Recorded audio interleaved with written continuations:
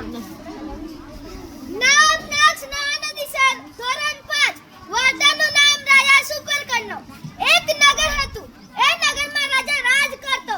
એને એક દિવસ જંગલમાં સસલા રમાડવા જવાનું મન થયું. એ તો સસલા રમાડવા ગયો. થોડીક વાર શાંતિથી સસલા રમાડ્યા. પછી તો એક સસલાને ભૂલથી હથિયાર વાગી ગઈ.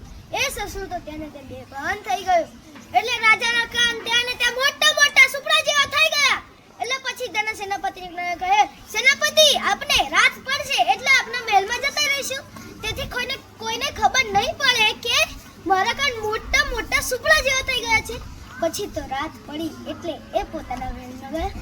પછી રાજા સેનાપતિને કહે, સેનાપતિ, તમે આ વાત કોઈને કહેશો ને કે કોઈને આ મહેલમાં અંદર આવવા દેશો ને?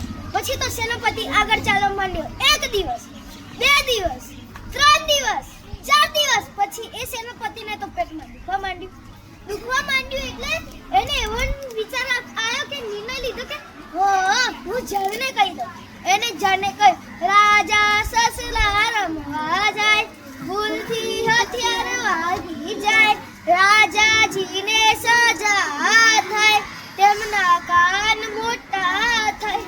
એમ કહી તે આગળ ચાલવા માંડ્યો. એને શી ખબર હતી કે આ જળના લાકડામાંથી નવા વાજિંત્રો બની જશે. પછી તો બીજે દિવસ એ લાકડામાંથી નવા વાજિંત્રો બની અને આવે ત્યાં તો સારંગી બોલવા માંડી, રાજા સુપરકર્ણનો છે ભાઈ, રાજા સુપરકર્ણનો છે ભાઈ. પછી તો તબલા બોલવા માંડ્યા, ધૂમ ધૂમ ધૂમ ધૂમ ધૂમ ધૂમ, રાજા સુપરકર્ણનો છે ભાઈ, રાજા સુપરકર્ણનો છે ભાઈ. પછી તો રાજા ગુસ્સે થઈને બોલે, સેનાપતિ, તમે આ કોઈને કહી હતી? સેનાપતિ બીકરા મારે કહે, ના ના મહારાજ, આ વાત મેં કોઈને નથી કહી. મને શી ખબર હતી કે આ ઝાડના લાકડામાંથી નવા વાજિંત્રો બનશે.